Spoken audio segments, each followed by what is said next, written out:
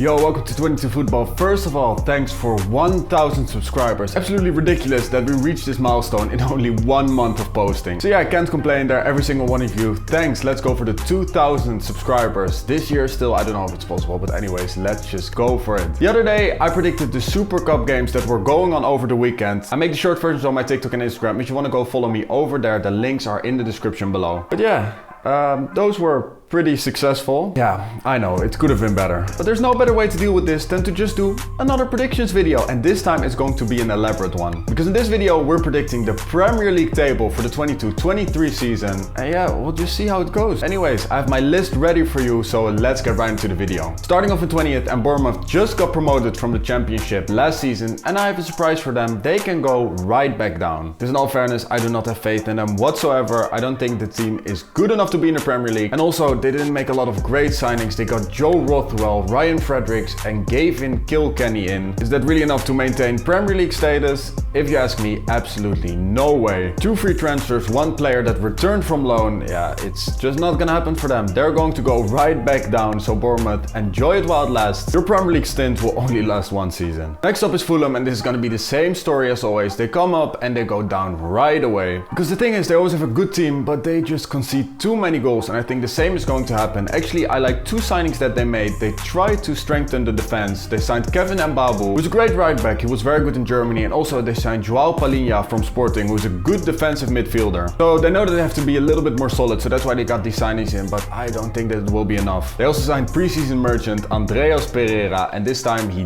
didn't trick Manchester United into keeping him. So I don't know. Can we expect a lot from this guy? I don't think so. But in my opinion, the only thing that could actually keep them up is if Alexander Mitrovic will finally score in the Premier League. He always scores a lot of goals in the Championship. Last season he scored 43, which is absolutely ridiculous. But when he comes to the Premier League, he always scores like 10. I'm going to save myself a little bit in a year's time if this goes completely wrong. If Alexander Mitrovic can score in the Premier League as well, Fulham might be able to stay up. But for now, I think they're going to go down. 19th for Fulham. And for me, the last team that will get relegated is Brentford. Second season syndrome will hit them very hard. And also the loss of Christian Eriksen. They will not be able to recover from that. Because let's not forget, before Eriksen joined the club, Brentford were not doing great. In their 9 games prior to signing Eriksen, they only got 4 points, but the 9 games after he signed, they all of a sudden got 19. That showed the massive impact that Eriksen had on the team. And also Ivan Toney was great last season, but I don't think he will reach the same heights this season. But I have to give it to them, the signing of Aaron Hickey is great, and also Strakosha is a great goalkeeper. But yeah, all in all, it's not gonna be enough. Brentford is going to go right down. And in 17th, we have a team that thinks that they can get away with selling their 2 best players and still remaining in the Premier League. And yeah, to be fair, I think they will actually stay in the Premier League. I'm talking about Leeds, obviously. They sold Rafinha to Barcelona and Calvin Phillips to Manchester City for a lot of money, but these 2 guys were your best players. And let's be honest, without them, you would have probably been in the Championship right now. Leeds signed Luis Sinisterra and Tyler Adams as their replacements, but I don't know if they can be at the same level as those 2 players. But in all fairness, I still back the team to stay in the Premier League because I don't think that they have a bad squad, but yeah, it's not going to be great for them. They're going to be in the relegation scrap, but in the end, they're going to stay up. So Leeds in 17th. Next up in number 16th, we have Brighton and Hove Albion. And I see a lot of people putting this team way higher, but can you just explain to me why? Because I literally don't understand. Sure, they play a great style of football and Graham Potter is definitely a good manager. Come on guys, they're not gonna be top half. They lost Yves Bissouma to Spurs, who was a very important player for them. And on the other hand, I think the players that they got in didn't really strengthen the team, so definitely they're not gonna do as well as last season. And also Marco Correa leaving is going to be a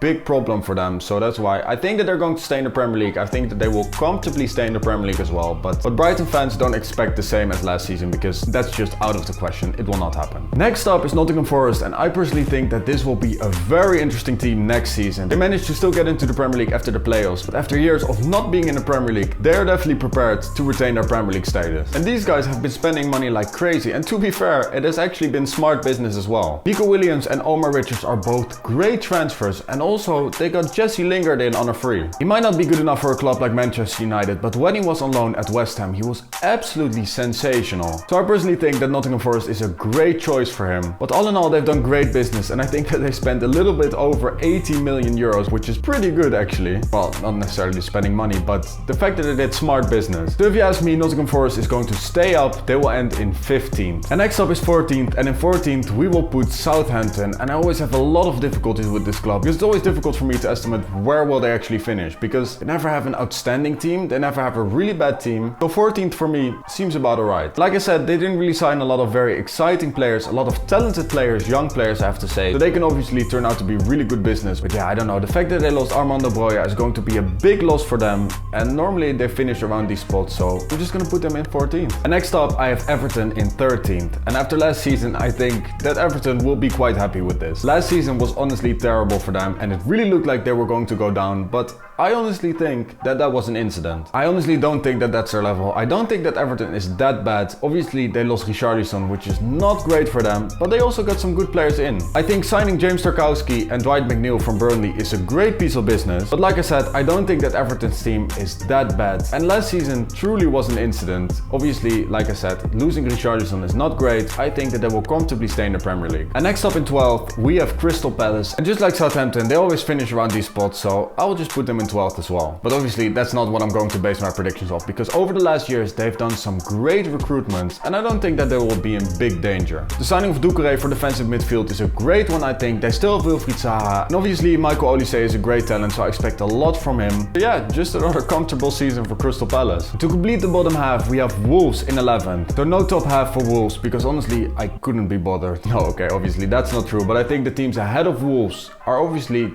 just better. That's how simple it is. So yeah, I think that they will mainly perform the same as last season. I put them down one position just because I think that the competition is a little bit stronger this season. But yeah, I think that the second Portuguese national 11 should finish in 11. And guys, let's move on to top half, and this is where it gets exciting, because in 10th I put Aston Villa. And personally I expect a lot from Aston Villa this season. I think that they've done some great business. They only spent 55 million euros. The signing of Diego Carlos is a massive one. He was great for Sevilla over in La Liga, and I think that he will improve an already good Aston Villa side. The permanent signing of Philippe Coutinho is a great one, and together with Steven Gerrard's guidance I think that Aston Villa will be a big surprise this season and that they will definitely finish in top half. And also the signing of Boubacar Kamara is a great one, so personally I think that defensively they will be very solid. I personally think that in attack they could do with another player, but yeah, I think that Aston Villa will definitely surprise next season. And next up in 9th we have Leicester City, and you're probably asking, Nuri, why did you put them in 9th? They signed 0 players so far. And okay, I hear you, they're the only team in Europe's top 5 leagues that signed 0 players. But on the other hand, no big players departed the club either. Well, okay, let me take that back, because Kasper Schmeichel is reportedly going to Nice, so that's obviously going to be a big loss for them, and they definitely have to sign a goalkeeper. But on the other hand, Tielemans is still there, Fofana is still there, they still have a great team. So let's not act like all of a sudden they have a bad team. And okay, sure, in attack they definitely need to strengthen, because I think that one more season with Jamie Vardy will definitely be alright, but sooner or later they have to replace him as well. And the options behind him aren't great, because if you have to rely on Ayoze Perez, then yeah, that's not great. But I do think that Leicester City and Aston Villa will be pretty evenly matched, so I wouldn't be surprised if these two switch positions. And next up is the richest club in world football, and you were probably wondering, is he gonna put them in top 4? Is he gonna give them Europa League football? But no, I'm not buying into the hype yet, but I think that 8th will be a pretty decent position for them. Obviously they started last season absolutely horrendous, but in the January transfer window they were already able to fix the team a little bit. The signing of Bruno Guimaraes definitely wasn't a quick fix. I think for the future he will be a very important player. But so far this summer Newcastle already spent 66 million euros, mainly on one player, Sven Botman from Lille. And honestly that's a great signing. AC Milan was trying to sign him as well, but he ended up choosing for Newcastle, and I think that he will definitely sort out their defense a lot. The targets from Aston Villa and Nick Pope from Burnley definitely are two great signings as well. So yeah, if you ask me, the only way is up for Newcastle, and obviously the transfer window is still open, so maybe they will sign another player or two. And next up in 7th we have the best of the rest, because I honestly think that the top 6 is just set in stone. I don't think that anybody is going to break that up. But like I said, 7th basically is the best of the rest, and I personally think that that team will be West Ham. So far this summer West Ham already spent 90 million on 4 players, and I think that all of them are great signings. But the main signing has to be Italian striker Gianluca Scamacca from Sassuolo. And okay, West Ham had to fork out a big fee, 36 million, but also clubs like PSG were interested in the player. And there's no doubt that this guy is a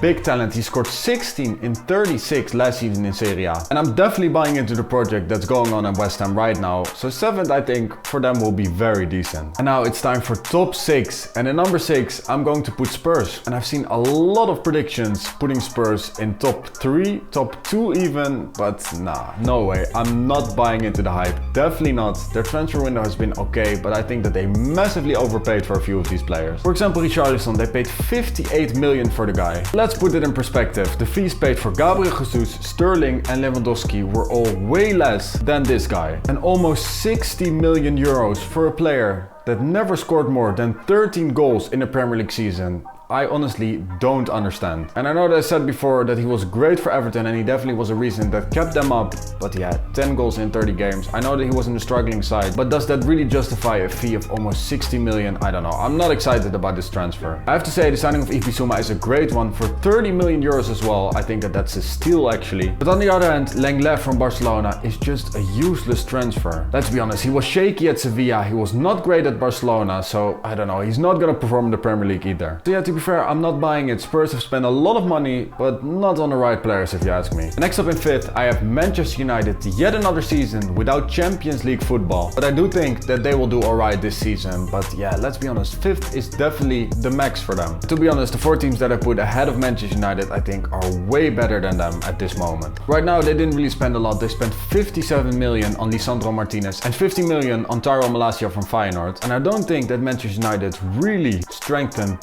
their problem areas. I think that the signing of Christian Eriksen is definitely a great one. Lisandro Martinez in build-up is great, but I don't know if he will suit the Premier League in terms of physique. But he's definitely a capable defender, and over at Ajax, even in the Champions League, he was capable of dealing with taller strikers as well, because his timing is just very good. So I think honestly that Lisandro Martinez is a very good signing. But still, they definitely have to strengthen their midfield, because right now, I don't think that it's enough. It definitely isn't. Cristiano Ronaldo is their striker, and he will definitely score a lot of goals if he will actually stay, which it looks like right now. So right now, I put them in fifth, and if they can sort out their midfield, I think that they could possibly even enter top 4. I don't know, I may be pushing it right now, but let's just keep them in fifth. And now it's time for top 4, the Champions League spots. And the first Champions League spot for me is going to be for Arsenal. After years of not competing in the Champions League, I think that this season it will finally happen for them. I think that they will finally finish in that elusive top 4. Because honestly, their recruitment has been absolutely great. They paid Manchester City 90 million for both Zinchenko and Gabriel Jesus, and especially Jesus I think is a very exciting signing. And honestly, if he can be Arsenal's main striker, I see no reason why he shouldn't score more than 17 goals in the Premier League. And I personally think that having a world-class striker will definitely be the difference for Arsenal. And also I think that what Mikel Arteta is doing with the squad is absolutely great. So yeah, Arsenal fans, you guys can be happy this season. Champions League football is coming your way. And in third I have Chelsea, and honestly I wanted to turn Arsenal and Chelsea around, because I honestly think that that's how good Arsenal can be next season. Chelsea already has a great team, but I was a little bit concerned with their defense, but the signing of Kalidou Koulibaly definitely made it a little bit better. But yeah, I think that they still need to invest in defense, and I personally think that they will. So based off of that, I think that Chelsea will still have the better team. The signing of Raheem Sterling has been absolutely ridiculous. A 27-year-old who's in his prime only for 45 million pounds. I think that Rudiger to Real Madrid will be a big loss for them, and obviously Lukaku left to Inter, but I don't think that Chelsea fans will be